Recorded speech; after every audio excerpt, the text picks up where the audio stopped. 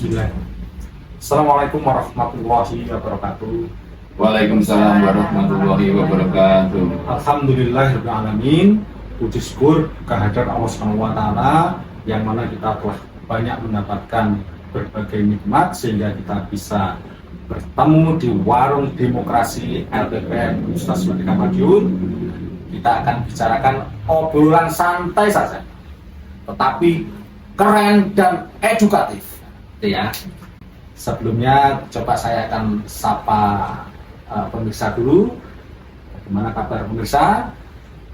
Insya Allah baik. Semoga Allah senantiasa memberikan kesehatan, kenikmatan, dan hal-hal lain yang menyebabkan pemirsa menjadi berbahagia pada pagi hari ini. Oke, siap ya. Oke, perlu saya sampaikan sebagai latar belakang ya. Saat ini di Indonesia baru saja menyelesaikan Pilpres dan Wapres ya. Tahap berikutnya tahun 2024 itu akan dilaksanakan Pilkada serentak, tepatnya pemilihan umumnya itu pada tanggal 27 November 2024. Nah, tahapan sebelumnya itu kan melalui penjaringan bakal calon. Nah, disinilah kita akan coba bicarakan, obrolkan, diskusikan, terus kemudian kita bahas gitu ya, sehingga menjadi semacam edukasi politik yang baik untuk masyarakat. Nah, oke, telah hadir di hadapan kita Bapak Henry Windrianto Darmoko, SE MSI. Selamat pagi Bapak. Selamat pagi Pak. Oke. Jadi beliau itu saat ini menjabat sebagai Ketua LPPM Unmar Madiun.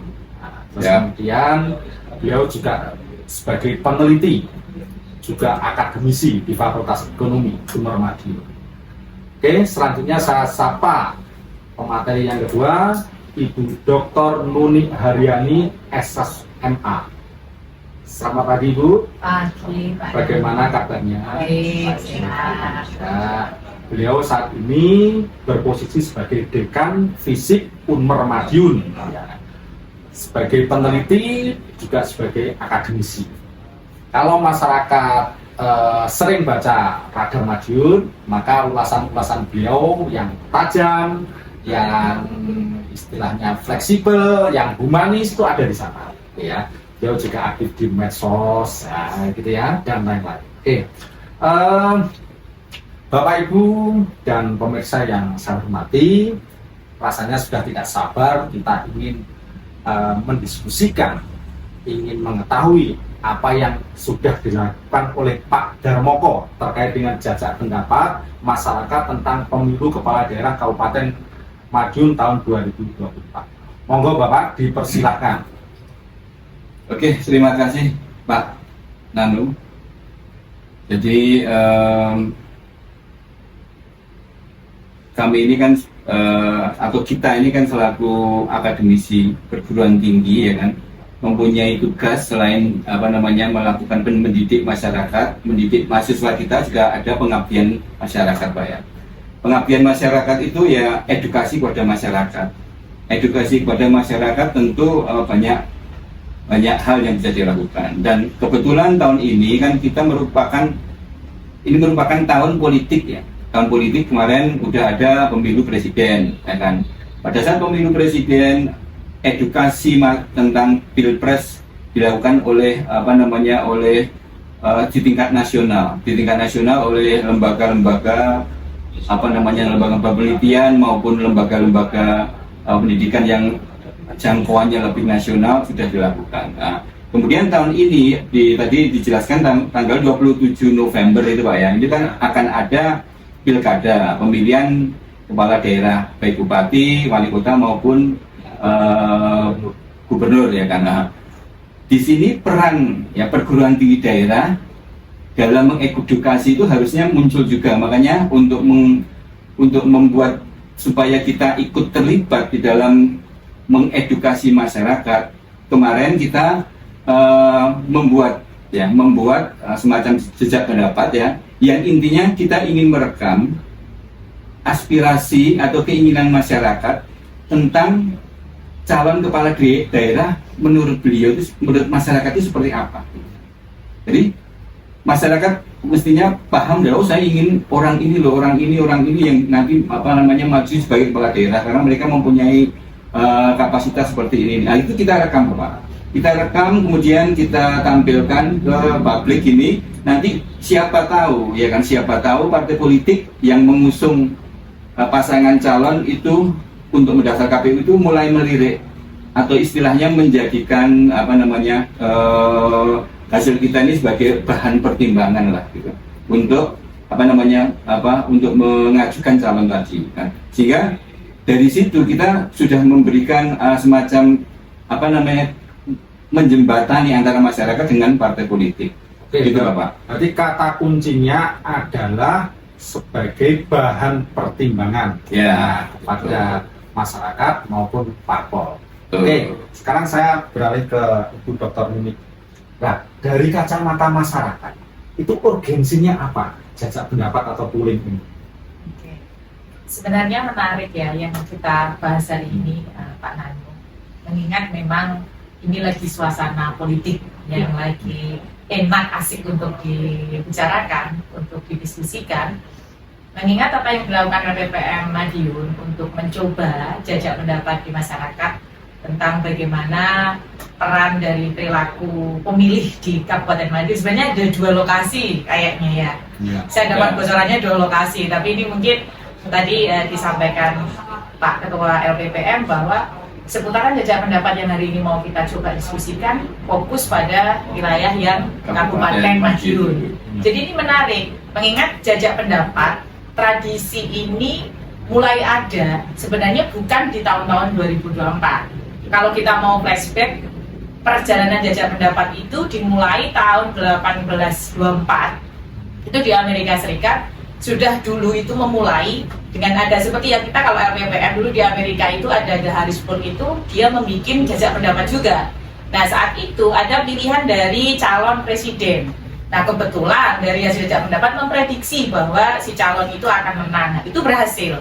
Tapi dalam proses jajak pendapat semacam itu di tahun-tahun setelahnya mulai menjamur tradisi itu. Ada yang misalkan di Britania Raya gitu juga itu ada, di Australia, di Kanada mereka juga bikin tuh jajak pendapat. Artinya memang mungkin kita merasa secara naluri politik ini ya, ketika mau melihat jajak pendapat itu ini harus kita tahu nih bagaimana pandangan dari populasi di wilayah politik itu muncul dari hasil jajak pendapat. Nah sebenarnya tradisi itu udah lama sekali ada, tapi yang mulai booming sepertinya tahun sekitar 1948 itu ketika ada calon presidennya itu Dewi sama Harry Truman itu mulai viral. Nah prediksi dari apa yang dihasilkan pendapat itu berhasil.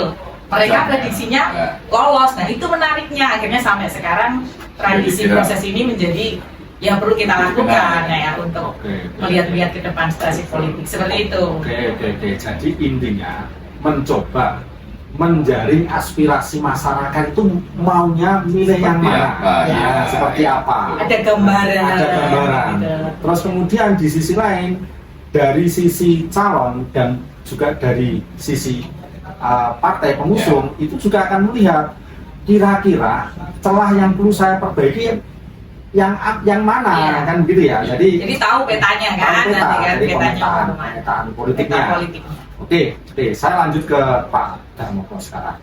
Nah, sekarang hasilnya sebelum ke hasil metode jajak pendapat sehingga rakyat itu atau masyarakat menjadi percaya. Terus kemudian hasilnya bagaimana? Mulai kita bahas awal dulu, nanti satu-satu langsung kita coba lempar ke Bu Nini untuk atau sebagai pembanding gitu. Monggo silakan.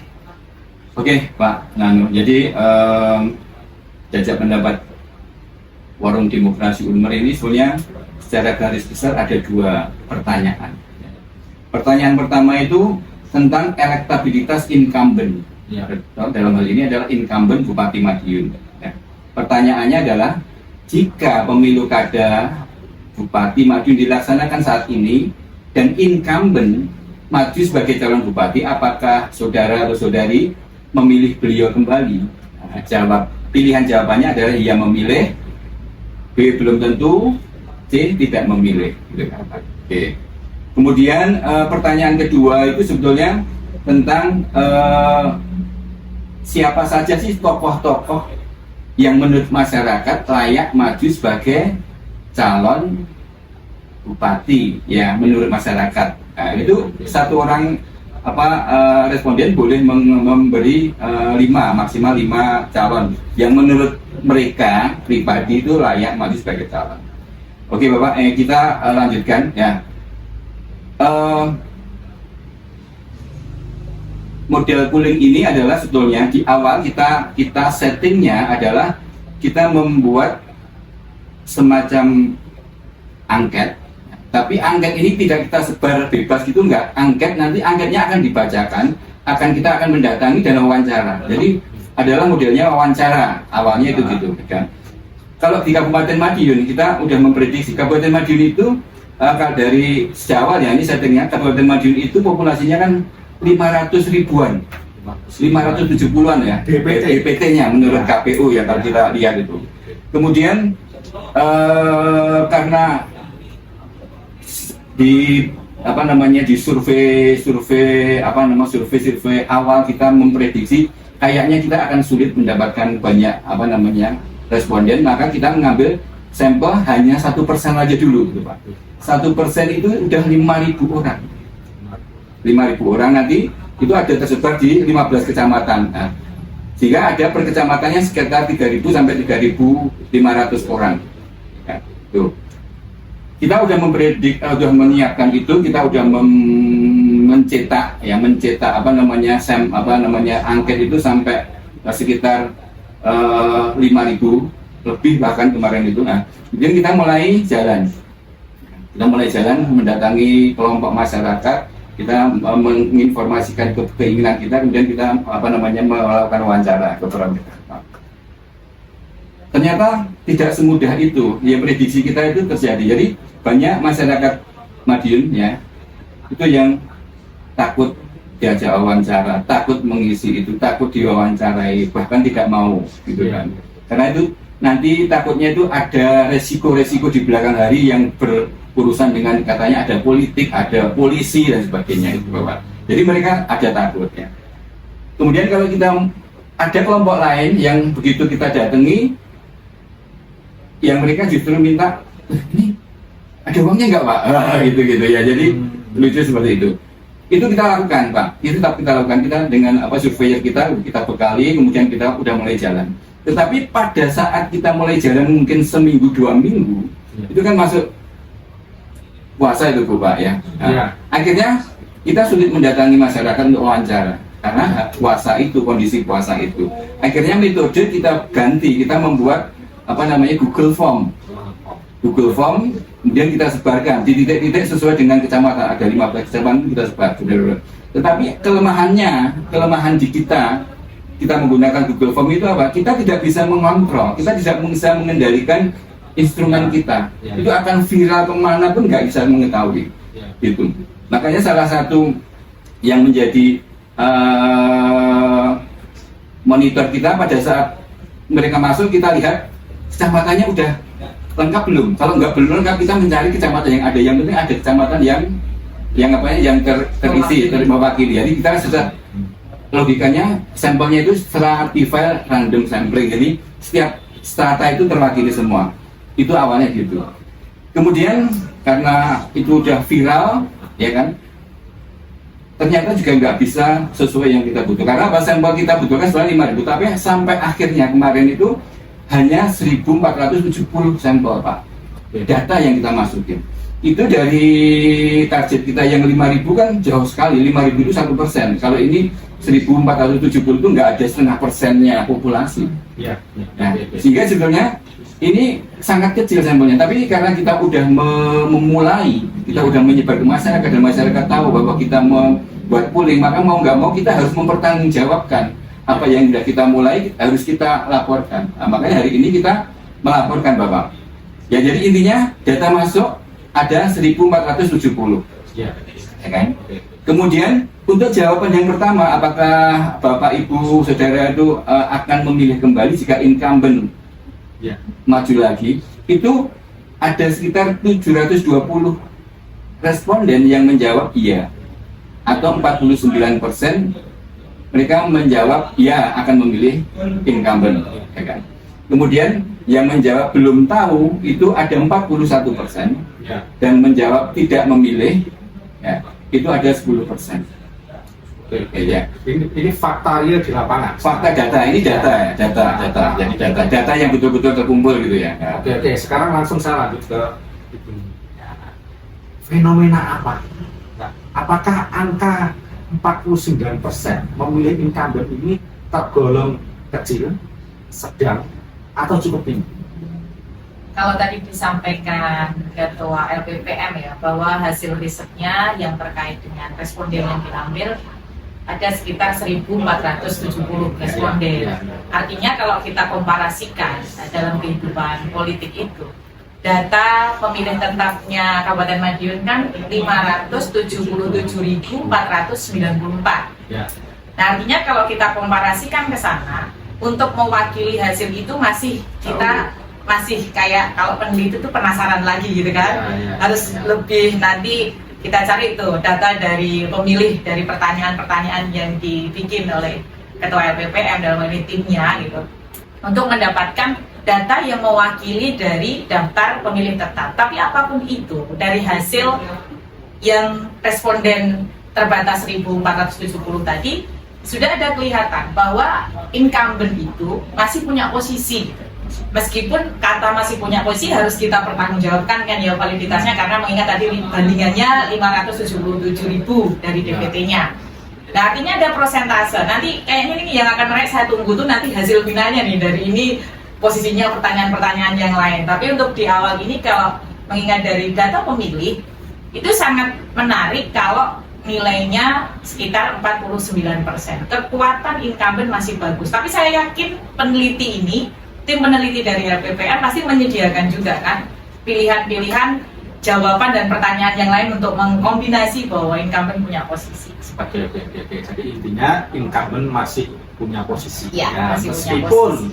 nilainya Belum mewakili sepenuhnya dari Belum lebih dari 50%. Oke. Tapi kalau dari saya Pak, 49% ini kan yang menjawab memilih. Ya. 41% kan belum tahu. Belum tahu tuh bisa memilih, bisa lihat. Iya. Jadi dia lihat situasi kondisi ya kan. Kalau bahasa anak muda galau itu. Ya, lihat Galau. situasi. Masa mengambil. Kira-kira pasangannya sopo gitu kan, yang juga melihat. Berarti pasangan ya, katanya pasangan juga berpengaruh sekali. Oke Pak, dilanjutkan dengan hasil berikutnya. Oke Pak Nano, tadi kan yang memilih incumbent itu 49% itu ada 720 responden. Nah, sekarang kita akan membuka 720 responden yang memilih incumbent itu profilnya seperti apa sih Pak? Ya. Itu kan kita perlu ya kan. Nah, jadi dari hasil penelitian kami, hasil dari tabulasi data yang kita dapat itu usia responden yang memilih incumbent tadi, ya,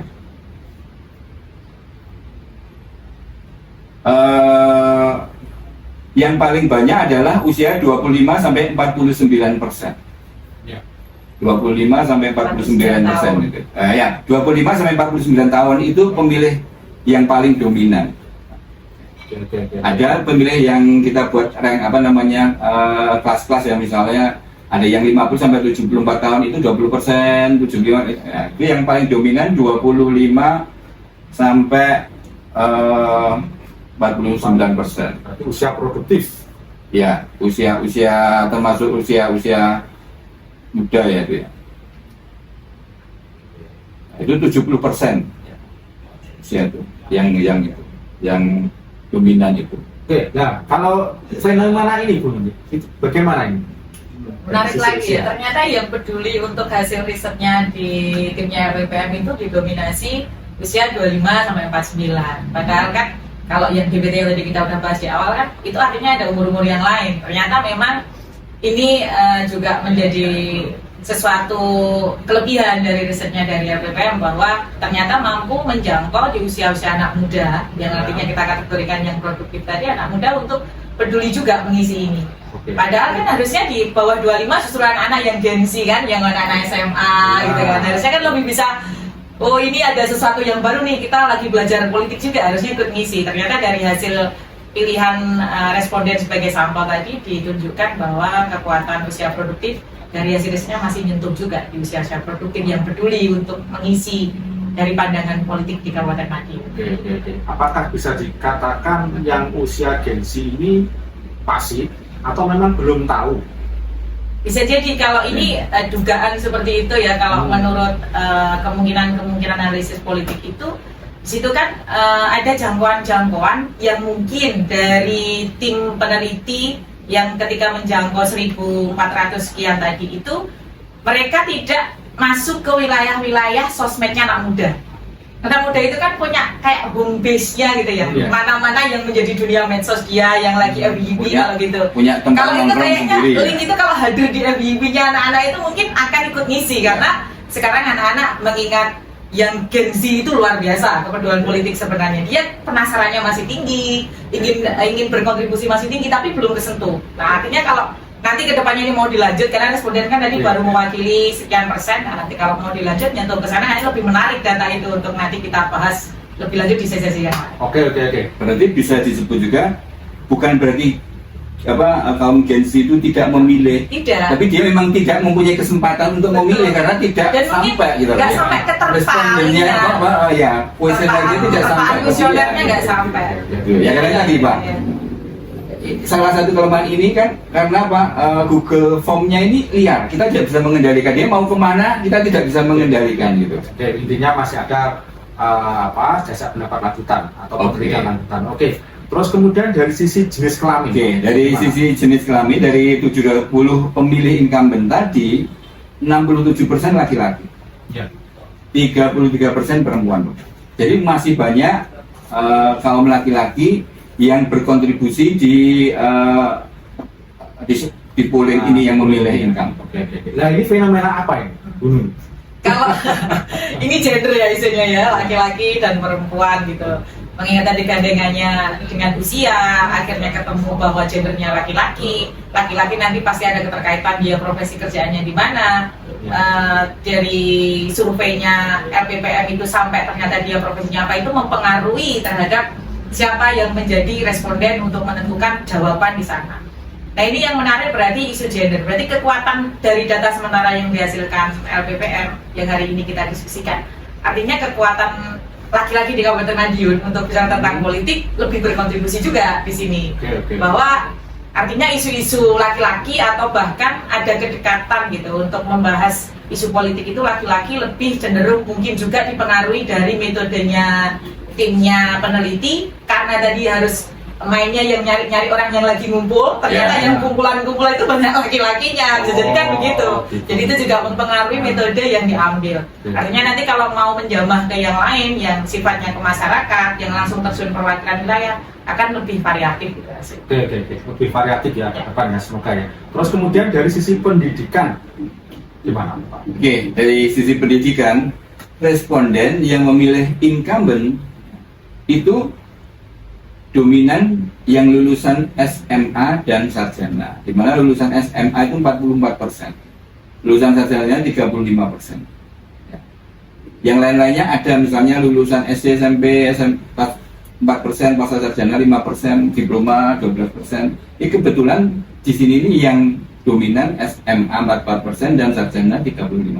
Oke, apakah bisa dikatakan bahwa pemilih incumbent itu kalangan intelektual?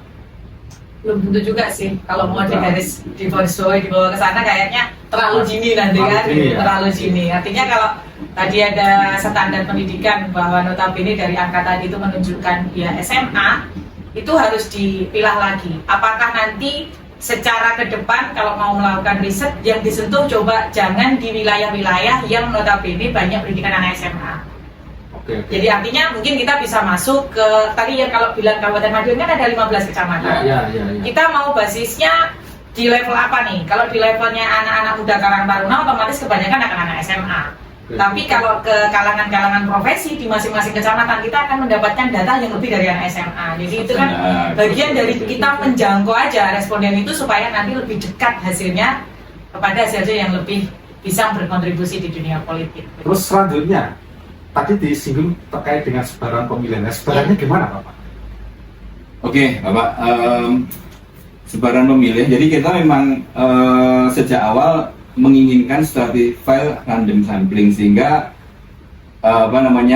termasuk dari domisili pemilih ada 15 kecamatan di Kabupaten Madiun itu kita ingin masuk semua. Supaya apa? Supaya adil gitu. Walaupun akhirnya kita dengan kondisi puasa dan kita memanfaatkan Google Form tadi, kita tidak bisa tidak bisa betul-betul mengendalikan siapa yang kita tuju kan. Nah, tapi kita tetap mencoba supaya keterpenuhan pada setiap kecamatan itu dilakukan, terjadi. Makanya kemarin waktu kita ternyata ada kecamatan kok yang kosong, akhirnya kita dengan kita mencoba untuk menuju ke mereka supaya mereka ada perwakilan dari kecamatan yang kosong itu memberi atau mengisi angket kita. Kalau yang itu kita datang, Pak. Kalau karena ada kecamatan yang kosong, maka kita datang ini nggak pakai Google Form, Bu. Ini kita datangi dengan dengan angket yang real. Kita datang ke sana kemudian supaya setara, semua sebarannya itu merata gitu, Pak. Gitu.